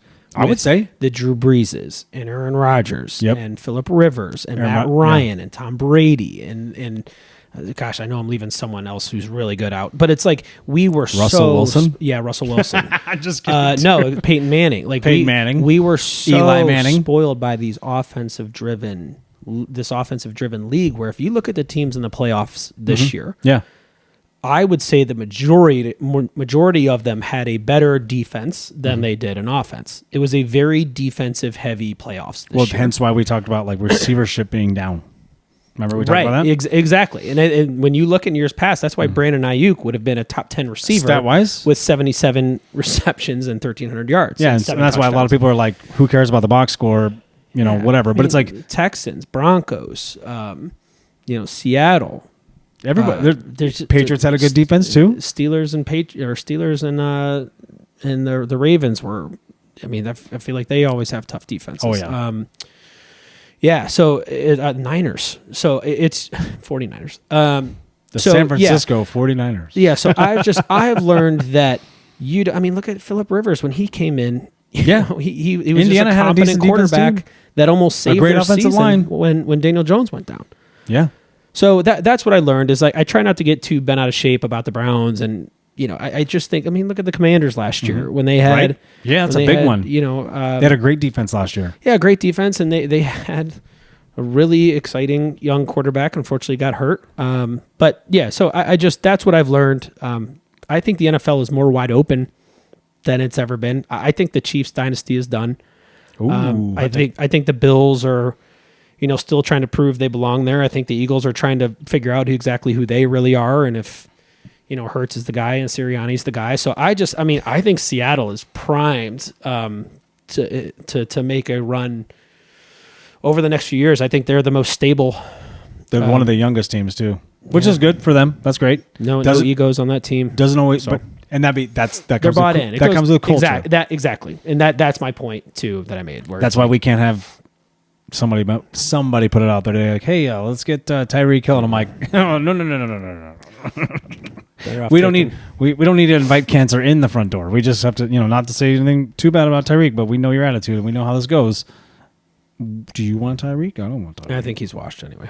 Well, he's coming out now. He's going to come off like a major knee surgery. So like he tore everything. Like I'd take Brandon Ayuk over Tyreek Hill. Right now? Yeah, for sure. A guy who's 32 coming off a major knee injury, or a guy who's 27 coming off, one of his best seasons he had a few years ago. So, so for what that's worth. But yeah, so that was my. What did you learn? What I learned about the NFL this year, similar to what you have, but it's if your team buys in to what this coach is, it doesn't matter. All the coaches are great. Go down the line. There are some guys from that the same tree now. for the most, there's 2 or 3 guys. That's if all you the lose tree your of it all. I know we're branching off, but that's what the NFL does. They branch off, right? So if you have 12 great coaches, you start producing little guys, right? So if you actually get players to buy into what they're doing, they have the experience to listen to them. Yes, there's some young guys, but some of these young guys, which are now taking over the NFL. Look at McVay. Look at Shanahan. There's a coach who's 36. Who's the 36-year-old coach? I forget. The coach, the kid from Duval. I say Duval, but because he said that stupid thing, goes Duval. Yeah. What's who's his name? Coen. Yeah. Great, but they won 12 games this year, right? Liam Coen. Coen. Yeah, but I said Tyreek Coen. But if what I'm learning is if everybody, it's top to bottom, it's offense, defense, special teams. If everybody buys into what the coach is saying, you're going to go much further than hey, I didn't get the ball. Why don't you throw me the ball? What the fuck? Star-driven teams. If you're star-driven, you're not going to get there, and it just proves like how well. I know Liam Coen seems like such a doofus to me, but he's up here. He knows Baker Mayfield was really upset when he left Tampa Bay, right? So it's like there's something with this guy, and players know. It's so why do you think players go find those coaches? Dude, where do you think Clint Kubiak came from and Sam Darnold? I have no idea. Clint Kubiak had Sam Darnold in San Francisco. He's like, is that what it was? Okay. He's like, hey, I know this kid. Let's go over here. I swear to God, he's the guy. We hired Kubiak, and then they brought in everybody else, and they're like, Sam. They're like, love you, Gino, but bye. Good GM. And then here you go. What's it? It's like great head coach. Great. But sorry, I know you're. San Fran though has the whole thing. San Francisco. Oh, San Francisco. Sorry. Did I say that or did you? I said it. I think you copied. Did I? Rewind it. I know. Hopefully. Sorry. So we go into it with Shanahan and the tree and all that kind of stuff. there's people that are the Belichick tree. Vrabel's one of them. He just won Coach of the Year. Like, if you buy into what they are, you go really far. The Patriots weren't amazing at every level, but they had just enough to get through so much of what they did. As far as it sounds vague, but it's so much of their schedule. Yeah, it's trash compared to a lot of other ones, but they still got the Super Bowl. In the NFL, it's hard to go. We just talked about a few weeks ago. It's hard to go back, right?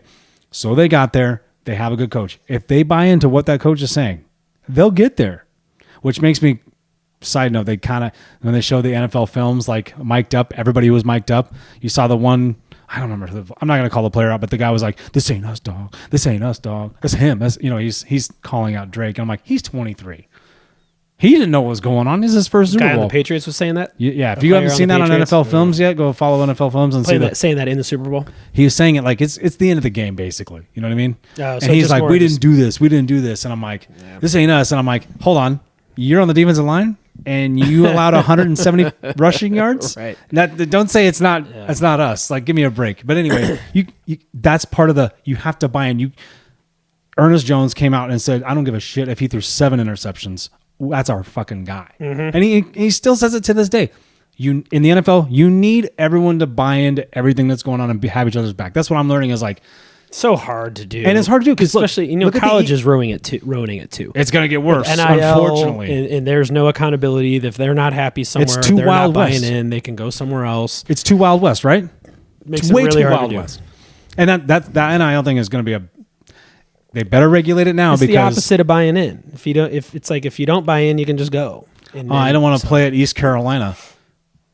Who cares? Go play. Or just you're at an SEC school. You're going to watch Appalachian State be a juggernaut one day just because they're all going there because one guy they like and all the kids want to go there, and that's what happens. You're going to go, what? I'm not using it as an example, but it's like they're not going to go to the big powerhouses, and you're not going to have big powerhouses so much unless they actually get in and regulate it somehow. And I don't know how you do that. Donors like Mark Cuban are the total equalizer in all this because Mark Cuban can just throw whatever money at Indiana he wants to get whoever they want.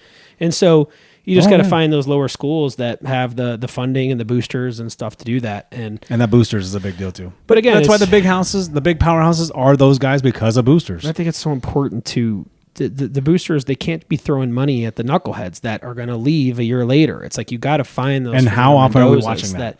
Yeah, and those are going to be the people that are successful at the next level. Like Mendoza is going to come in and be, in my opinion, like someone who's with that same NFL franchise for years. Well, so to that point too is like another thing. I know we're sharing what we learned, but it's like maybe you look at Darnold, but you also look at Mendoza coming in, and you look at Drake May. Maybe that accounts for something in a draft. Maybe you're looking for those guys that have stuck around. But also, like you need to be relaxed with the kids. Look at Cam Ward. He got you, and not just Cam Ward. Let's just go back a few years. You get thrown into the fire right away. Jared Goff thrown in the fire right away. You know what I mean? Not everyone gets to sit. Aaron Rodgers got to sit behind Brett Favre for 4 years.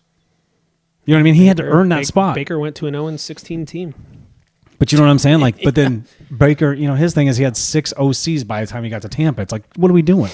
Mm-hmm. Why don't we give the young guys a break? Like, give them time. No, but I just think it all goes back to when it comes into buying into culture. That's all I'm saying. They are being groomed in the absolute worst way in college to bring that in. And so I think it's important that we, that's a factor. And I think the Patriots had some type of ex-military or Navy SEAL guy who was like an expert in like interviewing people and learning about how someone really is and what drives them and all that. And I think that's a very critical part of this, to where if you have a guy who's bouncing around for money or just couldn't get along with the program, not buying into the culture, I think that speaks. They're to get paid and get out of there.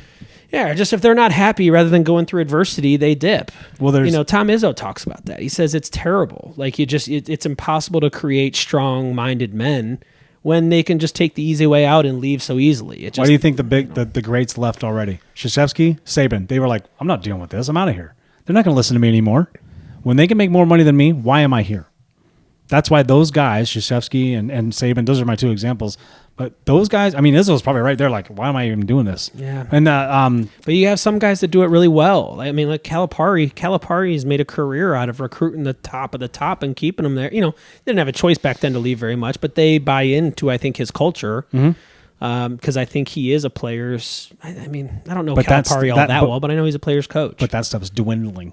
that stuff's going away. The Caliparis, the Patinos. Aside from the Patino's other things that happened on the side, but those things are Izzo, the guy from Auburn's been there forever. I feel like the guy from Gonzaga's been there forever. Gonzaga's a great example of like they're not this flashy school. They play in the Mountain West or whatever it is. It's like right? in the WAC, the WAC, so, Mountain West, whatever. Yeah, and so they not a flashy school, but they've put some really big stars and they're there. always Gonzaga, St. Mary's in the finals, always in the conference finals every year. But they know what they're doing. Yeah, it's all going away though. Like you're saying, like it's just too much, and they're not. Why are we here if I can't get paid and go do this? That's what it comes down to. Kids they supplement it with contracts. The kids are making more now than the guys the minimum guys that don't have that opportunity in college are going to the league and they're on the practice squad for a year or 2 years on their fifth team and they're like, I'm trying to get there, I'm hungry.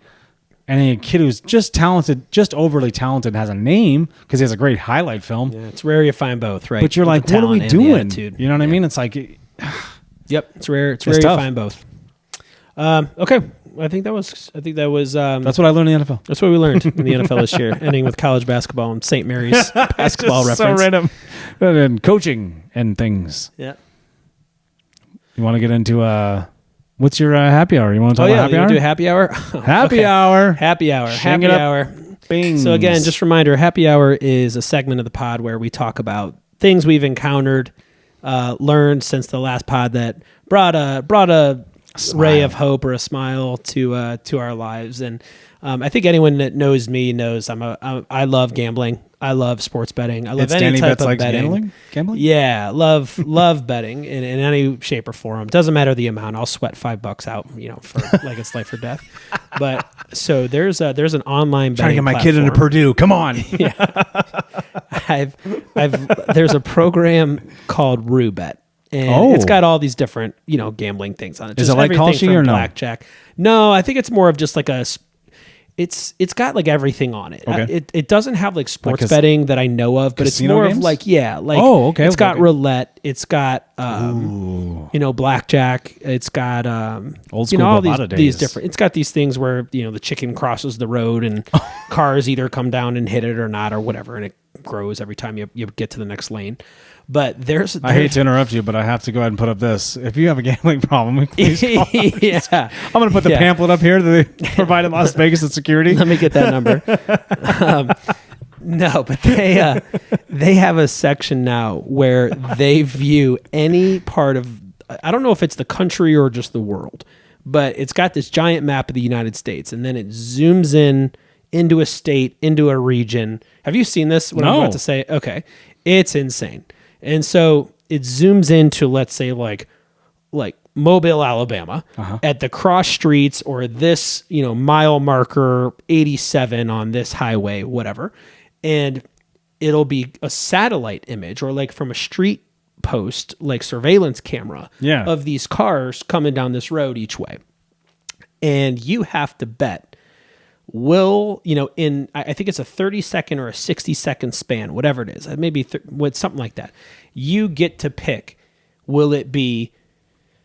It must be 30 seconds because it's like, will it be 1 to 3 cars? Will it be 5 to 7 cars? Will it be 7 to 10 cars? Will it be 11 to 14 cars? Is this real? You can pick exact amount of cars, and on the strip of roadway there will be 2 yellow lines or 2 green lines, whatever it is. And it's like how many cars will pass into that area. And it's like, so if you guess guess like 11 plus, and you're just hoping you catch a green light at this intersection and all these cars start running through and it counts down at any given time. And you're betting on how many cars are coming down the road in this stretch of time. And I'm thinking to myself, well, I'm not this bad. Like, it made me really excited that things like that exist.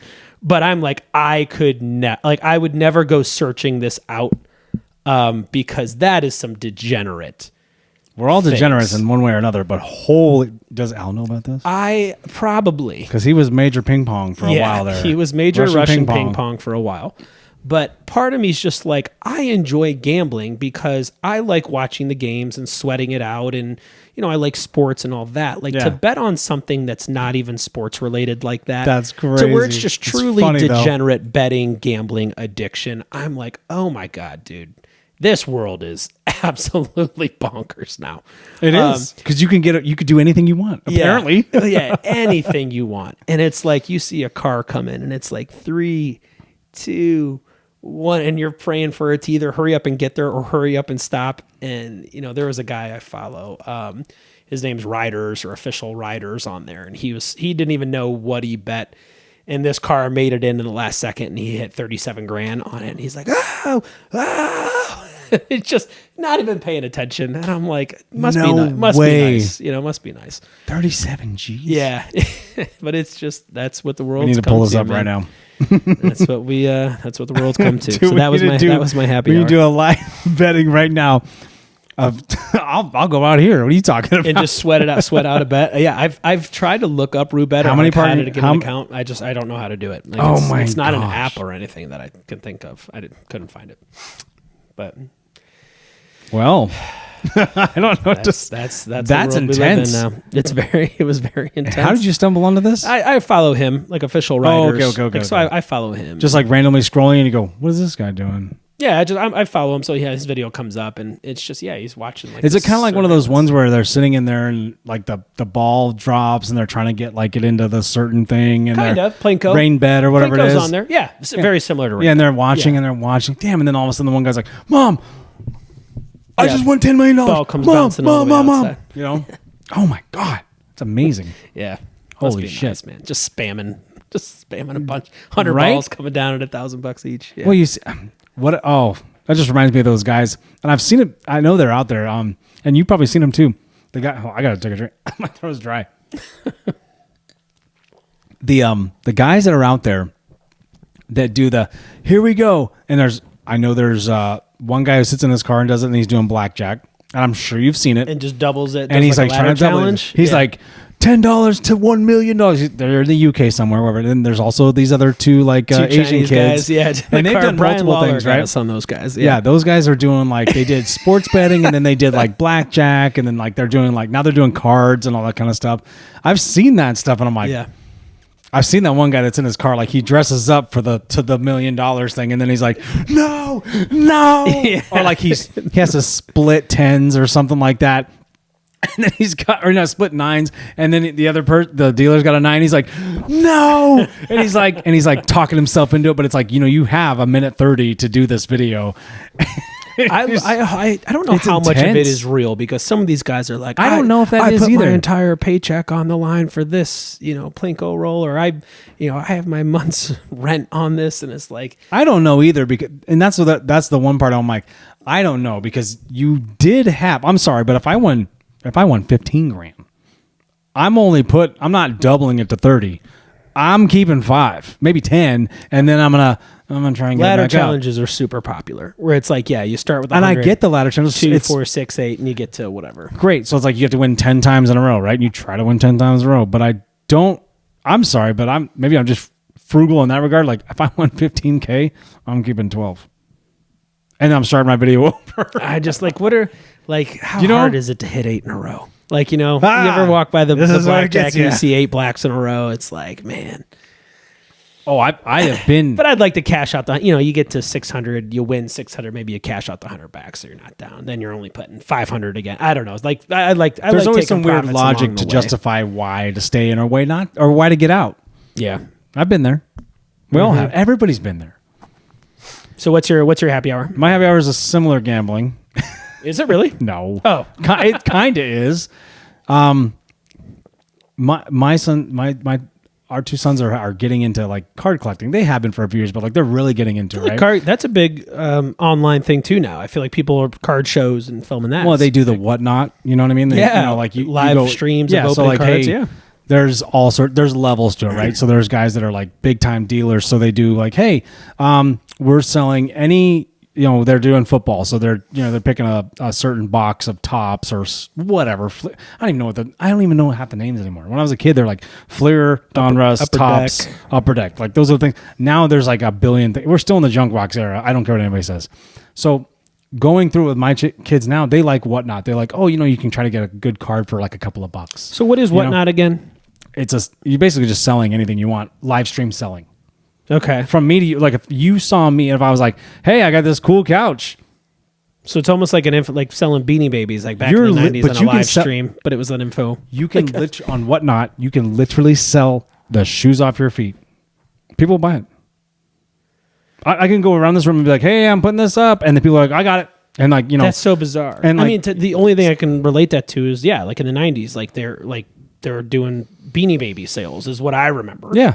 Like, hey, we have this bear, Princess Diana bear, like we have 50 left. It's kind of like that. Yeah. So like and it depends on what you like, because it's anything and everything you like. You like hats with the snapback hats? So it's a sports card. So they have. So I'm just touching base on like kind of what the kids are. But my happy hour thing is like the kids and I are enjoying like collecting cards, right? Like that's the fun part. Do you go to any shows ever? We've actually been to a couple of Arizona shows, and my kids get treated, I mean, like little princes. People are like, what do you like? And got to give Who's your favorite player? Who's your favorite team? They ask that kind of stuff, and they're like, and I tell the kids, I'm trying to build a little confidence in both of them. Like, hey.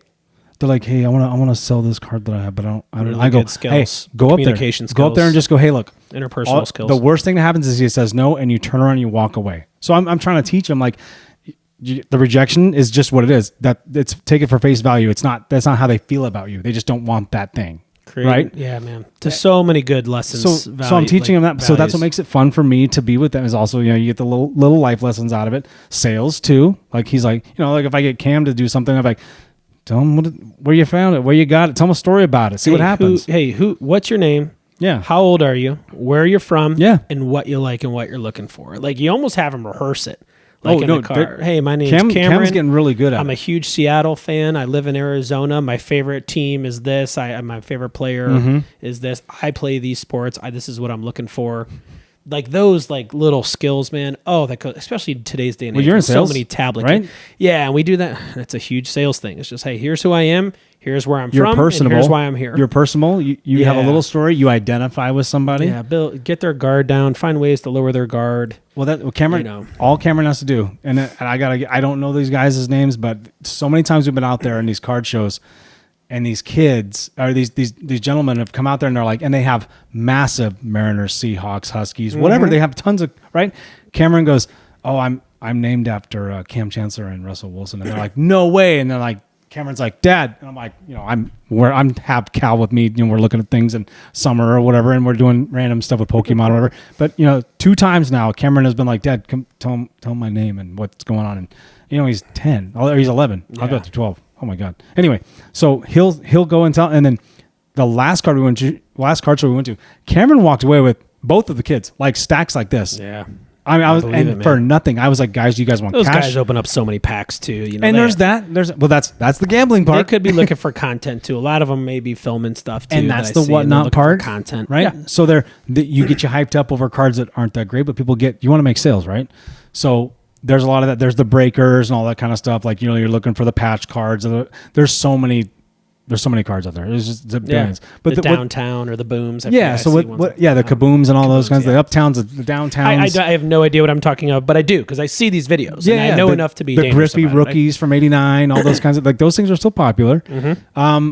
But with the kids and I, like we know who we like. We like to collect together, and I surprise the kids all the time with like, hey. It's a timeless hobby, dude. It is. It's going to be timeless forever. And it's I know it's trying to do its digital footprint with it, but it doesn't work. It's not the same.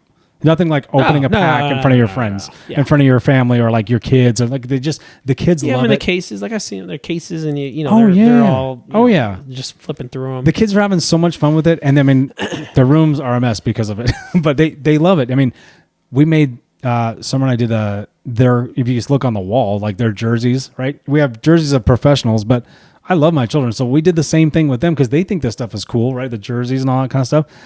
They autographed their jerseys, and then we got them little cards for their baseball and whatever football, for the Shelby football. Yeah. So they're autographing theirs. So they have their own little oh, we're kind of like the big time, you know, like we're Exactly. doing what they're doing. I'm like, see how cool it is, and they love it. It's a hobby. They love it, and I get to have this shit forever. And then, which is something that's my happy hours. Like I get to spend this little thing that I enjoyed as a kid, you know, and I get to, you know, just like us dads, we like to play with our old toys, right? Yeah.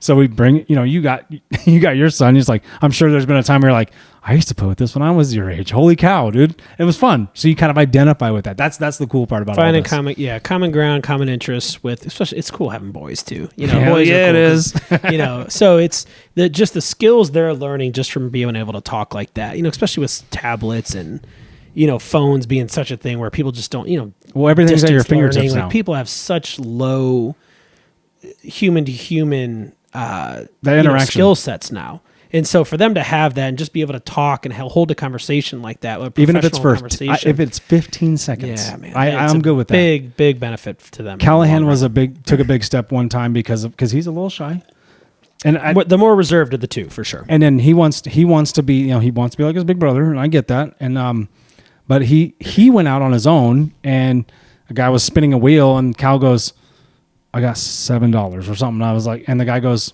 okay, $5 a spin. And he goes, okay. And then like Cal's like, I'll do it. And like give him his money. And he kind of was like a little reserved about it. But then like hoping he does, trying not to. Yeah. He gets 3 spins, right? So then he was like, he gets 1 spin and all of a sudden personality comes out. Yes. You know, he gets something. He's like, yes. And then like, then like, hey, because you won this one, you get 2 more. And like, he was just like, you know, then like just that was his all moment. of a sudden his guard went down a little bit, but he got into it. So then like the rest of the day was much easier for him too. You know, he was like, I'll just walk over to this guy and say, are you looking for these? Are you looking for that? And the guys are like, nah. And he goes, all right, cool. You know what I mean? Yeah. It's cool that a lot of those guys are there for the kids too. And that's, you know, and really that's what, because at the end of the day, like what are you and I would do with all this shit anyway? We're going to fucking give it to our kids anyway. They got to take care of it. So I hope my kids get into that too. They eventually, I think they will. I just have the one son, but he's into sports. He loves sports. He isn't into watching it so much yet. I saw the video today, throwing football in the backyard. Hell yeah! He's so goofy, man. But yeah, he's into it. He loves sports. He likes, you know, he likes the spotlight of it all. So yeah, he's gonna be a little. He's a little you. He looks just like you. Does he? Oh yeah. No, I mean he looks like Steph too, but like he looks just like you. He's definitely got my energy when I was a kid for sure. So yeah, that's boys. They're just nonstop. All the time, man. But no, this is a great happy hour. Very good happy hour. Yeah, right? Much better than degenerate gambling on cars. Well, hey, don't get me wrong. There is a little bit of that because they'll be like, let's buy a box. And you're hoping for that one card. And you're like, oh, I didn't get shit. And then you're like, Speaking of that, okay. So my wife showed me this thing the other day. I don't know where it's at in Las Vegas, but it's apparently this big, it's almost like a giant vending machine. Oh, yeah. I know what you're about to say. Go ahead. Keep what going. is it? But I don't know what it's called. Oh, they have them in just like a few casinos. Right? Okay. So and it's $100. $100 or maybe $200, something like that, right? So Depends on your level. You right? feed $100, $200 into this thing, whatever, and You're it spits gambling. you out some sort of collectible memorabilia. Yes, it for could sure. be sports. It could be Pokemon. Yeah, those are the only two hockey. that I It could be saw. hockey jersey. It could be Wayne Gretzky's jersey. Sports or Pokemon were the only two things that I saw. Yeah. And so I've seen guys pull everything from like crazy Pokemon cards to like a signed Josh Allen jersey. Oh, and I'm also seeing trash too. You're like, oh. Have you seen the worst one I saw? Was They know probably you're a Jalen Hurts signed jersey, But not to shit on Jalen Hurts again. They know you're, but it's that's for the next pod. Yeah. You do get out of those machines. They know you're spending $100+ right? So they don't. I shouldn't say trash, but they're not putting like a Myles Garrett signed. No, but because it's a little capsule. Like I didn't see it's anything a little. Sometimes it's just a little booklet. You know what I mean? You open up and it could be a card. Yeah, I mean a card as it could small be as a card. Gem It could 10 Jordan rookie or whatever. You know what I mean? Like those are in there. Are they? See, I'm going to do this for a content on the pod. Like when we go Let's in May, go. I'm going for May to the Morgan Wallen concert. I'm going to seek out one of these things and I'm going to get it and I'll have my wife film it and we'll ride the ride together. Hell yeah, do that shit. But that to me was super appealing because I'd rather throw $100 than that into a slot machine. You know that when you lose $100 on your roulette, for example, you don't get an opportunity to sell your money. You sell something back. You don't get the, can I take your chips? It's like, you don't even get a drink and you're $100 in. You know what I mean? Well, and at Steph least with asked this, me, you like, can get $50 back or 25 but or something. Steph's like, no, but you want to keep like the jersey and like frame the jersey. I'm like, no, like I would want to keep like a Josh Allen signed jersey. Like the only reason I would keep it is to hope he wins a Super Bowl and it goes up and up in value. Oh yeah. The one guy had like a PSA 10 like Barry Sanders card. Oh yeah. Or They're in there. They're in there. And she's like I just don't see that card going up significantly. And again, I'm not a card guy, but it's like I think that card's probably pretty consistent. Maybe when he dies, like, I will tell you this little side note on cards. And I just learned this, and there's always a dark side to something, right? This is part of the dark side that comes with cards. You know what Discord is, right? I mean, like a chat thing? Yeah, it's like a chat thing, right? But it's like a private chat. Like you can only get into this chat if I give you the code, I send you the emails, and you have to follow the instructions, and then you can get in the Discord. Okay. Sometimes they're open. You just like, hey, you just said, yeah, I want to play, I want to listen. Oh yeah, like link to Discord in the right? description. Yeah. Well, there's some ones that are out there which you guys all know who they are or whatever's going on, but there's also, just like stocks, things can be shorted, things can be pumped. Okay. That Barry Sanders card, for example, or any card. Somebody could be like, we're going to pump this card. Buy everything you can on eBay. It's a 30-cent card, but they buy them all. People are buying them out. And then they start filtering the internet with, different chat rooms and different, people and going, and a rumor starts. Instagram, TikTok, whatever. Oh, somebody bought all these, or, oh no, we're pumping this card. Like they're just trying to, now they're selling them for a 30-cent card for $7. Like these chat rooms do this, and there's thousands of people in them, and they want them to do. It's just like I'm saying in stocks. Like you're shorting. Wild. So imagine you're a billionaires club, and you're like, let's short Tesla because Elon or whatever. You know what I mean? And that happens. That's a real thing. Or whoever. GE, and they're like, just short it. Who cares? I know the idea That's of what it is. Buying stocks and pumping a stock. Mm-hmm. But like in a card sense, that's so strange. It sounds strange, but that's the really weird dark side. Huh? Well, I mean, it's like one of those things where I thought there's a guy at Pokemon who's collecting all the Kabuto cards. Yep. They call him like this the is Kabuto what I'm talking King. About. Now, if you were to look for that online, he wants to burn them all the same way as you would burn crypto coins. Exactly. So if you decrease the supply, and how many bitcoins are out there that we can never touch again because they're in somebody's cold wallet somewhere in a trash landfill? Yeah, that guy's. Oh, I feel bad for that guy. Yeah, but I mean that's with a lot of cryptos. Like they do the burn, the Shiba Inu coins or whatever is out there. You've seen, all those. What were the ones that we used to chase? Kishu. I have a ton of those. I still have those. Safe Moon. Those jerks. Dave Portnoy bought $1 million in Safe Moon, I think, back in the day. Well, then they what then else it went to zero. Then somebody's trying to revive it. Safe and you're Moon? like, and you're like, what? Oh, like, no, I sold we're gonna offer you guys. No, stop. Whatever campaign you're trying. Yeah, that's that. Don't get me started in crypto. That's too funny. I lost way too much money in crypto. But anyway, you were Cardano, right? That was yours. Cardano was I believe in it a little bit, but I don't hold too much of it anymore like I used to. So if I'm doing crypto, it is literally just Bitcoin. ADA, right? Was ADA, yeah. Cardano ADA. And it was a big deal for a while, and then it crashed hard, and I crashed. Like it all did. It has its peak. But this is like, I ain't going back. Yeah, no. It went from 30 cents to 0.0006. Well, think about it. Do we need this like Ethereum? Like Ethereum was like $5,000 one time. Now it's like $800. Oh, is it? I don't even know anymore. Anyway, I stopped following it so long ago. Me too. Bitcoin seems like the only one that's index funds, IULs, silver, 401k, silver, gold, things you can almost touch. Silver went wild for a minute. Still watching. Silver went from I think it was up like 6x over the course of like 3 months. It got up to $100 a share, or $100, whatever it is. And now it's back down to like 74, but it's still way up from where it's been historically. Oh, yeah. Historically, yeah. So, but yeah, so that's a good. There's a little dark side to that whole thing when people pump cards up. So your Barry Sanders card one day could be worth something. Maybe more than you think. I'll be curious to see what I get. I'm excited to go try. I'll keep you posted how it goes. That'll be great.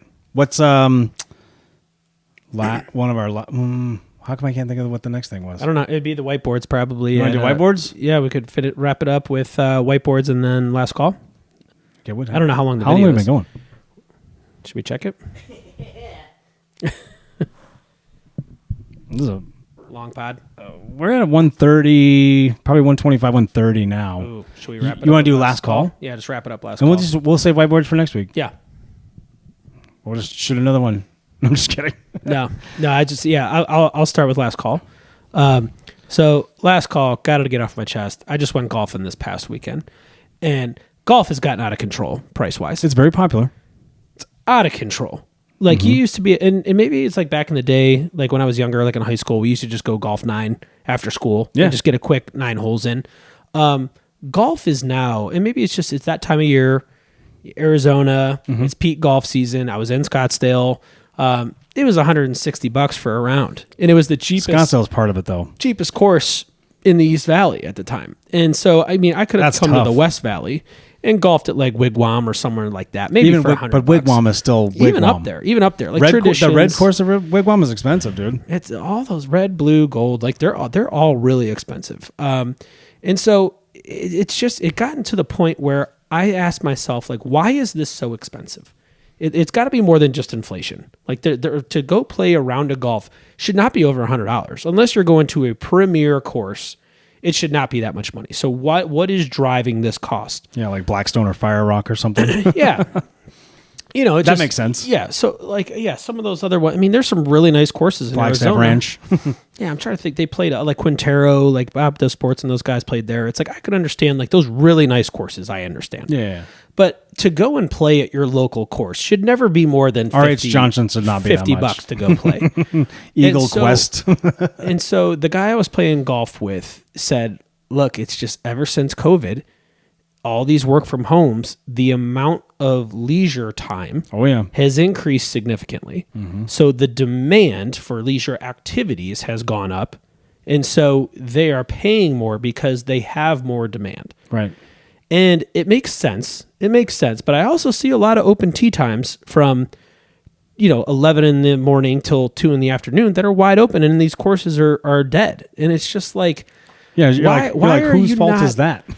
And so why are you not dropping these prices from when like why are golf courses not taking like, hey, we are absolutely jamming from 7:30 in the morning until 10:30 in the morning, and then maybe 2 in the afternoon. Like, why are they not taking when their downtimes are, when no one's on the course, and dropping those prices accordingly? I agree. And his response was, it costs more to maintain the course than it does that money they would make from the round. So divots, like wear and tear on the carts, whatever unruly situation. Kids on the carts. Just, things like that. And I just thought to myself, like, that's a shame. It's really frustrating that I can't go play a round of golf for $50 anymore. And even that I feel like is still, Saturday morning, I understand paying $75, $100. Well, it's the early times. I get it. Get in and get it on get a it Wednesday late morning, where I'm taking a half day and I go out at 12:30, I should be able to go play golf for $40. You would think that'd be like the twilight hour. Not really twilight hour, but the cost would be the twilight hour. You know what I mean? Yeah, I understand you have tournaments, you have leagues, stuff, whatever, maybe not every day, but there should be days in a week where a course is like, hey, we're doing half off during these times. At this point, you will think to get business, right? So that was my last call. It was just really disheartening because I love playing golf. Yeah, you're good at it. But with 3 kids, you hear that, Joey? Yeah. Yeah. Come get some. Your camera's right there. Yeah, come get some. Stop ducking me. That was my gripe. I'd like to go play golf, and instead I'm just hitting buckets of balls for $12. Yeah, and that gets old. And it gets old, but it feels like you're out there. So feels like you're out there, but yeah, fraction of the time. I get that too. Well, yeah, wifey likes that part. Yeah, 100%. What do you got? My last call is these left lane drivers. Left lane drivers? You slow left lane drivers got to stop the shit. You have to. How many lanes are in these? Well, we got highways? the 101. We got the 10. There's just 4. Sometimes there are 3 lanes. The 303. How many 202s we have here? Right? 303. I don't care. But even then, sometimes it does happen. In the morning, you got someone going northbound on the 303, and you're like, and we're all going 90. That's what we do in Arizona. If you don't know, that's how fast you drive. Worst drivers in the world. Phoenix, Arizona. Not the worst. Worst drivers in the world. Not the worst. Bro. The fastest. Bro. Okay. That's another last Touche. call. It is. one of the biggest things I noticed when we moved here from Ohio is same here. I'm drivers from Washington, out here dude. are bonkers. We used to complain about Oregon drivers, so when I see an Oregon driver Oregon drivers are left lane drivers. Sorry, Brian and Mike. I know you guys don't live there no more. I know I've been with you guys. So describe to me what a left lane driver is. The guys that are driving exactly the speed limit in the passing lane, because that's what the left lane is. It's a passing lane. If you're going to pace yourself with the farthest right lane in the left lane and you're blocking all traffic and you guys are jawing at each other back and forth or exchanging recipes, whatever you're doing, move over so the rest of the world can move on with their lives. Let's say it's a 65. Let's say, I think most roads here are 65, let's say. If the speed limit is 65, what speed do you need to be going in the left-hand lane to stay in the left-hand lane? 72 plus. Okay. I feel like that's very reasonable. I think so. When I'm on a highway like that, I set my cruise control at like between 6 to 7 miles an hour over. That's twice in one pod. Yeah. I'm just kidding. Like, You've never done that before. I set it at that. You did spend some time with your kids today. Yeah. and sometimes I feel like I go to 10. And I think I set it, like on the highway, I will set it at like 73. You set your 74. cruise control. Oh, yeah. Whoa. You never set your cruise control? Never. That's crazy. That's crazy. I'm not kidding. I never set my cruise control. Are you not on highways for extended periods of time? I'm A to B. Let's go. Let's rock and roll. Let's get out of here. I'm a driver. I like driving. I love it. But I never set my cruise. That's wild. I don't do that. Good for you. What are you worried about when you set? What are you thinking when you set the cruise? Dad, I'm gonna look up and I'm gonna be doing 90. And you grew up with getting a lot of tickets where you're from, or yeah, there was a stretch. I had a rough stretch. That makes sense. But it's because I'm going. So you're trying to control it without. Very rarely they were on the highway. It was always I'm going. Is it a brain thing? Like you're like, okay, look, I can't do this because I already know what happens at this I don't point. have to think about it. Like I don't. That's what I'm saying. Is like you want to be like, okay, this is getting me in trouble. I want to avoid trouble. Let's stay here. But I also don't want to think about this part. Yeah, I'm trying to fucking tweet at Joey Colcuts and piss him off. I can't be paying attention how fast I'm going. So you don't own a Tesla, so I figured you want to be. You're almost in that. I think you would be on the realm where you want to be like this. But yeah, but you work, so you if can I'm be in the like, car, I'm returning emails and shit. As bad as that sounds. No, but we all are. Yeah. Hey, Mary Jane's driving down the left lane too right now, putting on her makeup and going 75 miles an hour. Like, okay, but we were going 85. You need to scoot over, hon. Let's get out of the way. So you know what I mean? do get pissed off though, where I'll talk to myself and I'll say, "Dude, I'm going 75 into 65. Like I'm not going any faster. You can go around me." So I will go 10 miles an hour. Do you get over. out of the way though? If I look in my mirror and I got someone flying up on me, I will prophylactically get out of the way. If someone's creeping up on me and they're just riding my ass, I'm not fucking moving. If I'm going 10 miles an hour over in the left-hand lane, I say, I'm going 10 over, I'm not moving. Like I'm not going any faster. You can go around me. So maybe I'm one of these people you're talking about. If I'm going 6 miles an hour over, I'm probably not in the left-hand lane, but like the 303 north, I'm going 75 miles an hour. Everybody is on that road. 75 miles. That's slow. Yeah. Yeah. It is. I'm between 75 and 80. My biggest thing is like, and anybody who's driven with me, which was, I don't even, you rode back. No, we flew back from Vegas that one time we went. Did you ride back? Me, you, Alan. Oh, we rode back. We rode back. Did I drive? I can't remember. That was a long time ago. I don't know. All I remember is Al was thrown up in the back seat. Yeah. I remember that. He was so hungover. Poor Al. CPAP made him dizzy. He's so cool. We miss you, Al. Dude, that one thing that just irritates the crap out of me though is like, just know the rules. Like you said, you see someone coming up on you and you know there's people coming. Let's just scoot over. Hey, I'm not saying I'm king of the road, but know the rules of the road and just move. And here's another part of that. I'm that nut job I'll be on the phone like, yeah, mom, so the kids, you mother, just in the middle of talking because I'm like, one other gripe I have, not every intersection has a turn right lane, right? Not everybody does. But what really irritates me is there's nobody in the left lane and you're in the right lane, but you're not going right. And everybody behind you is going right and you didn't get over. And you're holding up 16 cars. That drives me nuts because I do consciously try to think of like, okay, if there's nobody next to me, I'm not going right. Just get in the middle lane. Get in the middle lane. Even if I'm not the guy that gets to let him go, but I have to try, Similar to that is when there is a left turn lane 2 middle lanes and then a right lane. Yes. And I'm trying to go left, but the people in the second lane are so backed up that you can't get to the turn lane. And so you're trying to get over there, but you can't get up. You see the green arrow you get. Those cars go, and then you have to look at an empty turning lane for 5 seconds. I'm sorry. And it's just like they could have gotten over into the next lane. Yep. And it's just, they're just sitting there parked in that second to left lane and blocking you. And then you have to wait for the green light to go. And then the other green lights going adjacent have to go. And then you get the green arrow again. I get really frustrated about that too. It's for just what that's worth. But those things just add up throughout the day. So it's like, and it's just, and Snowbirds are here this time of year. I know. And most of them are from Canada and Washington. Ugh. Yep.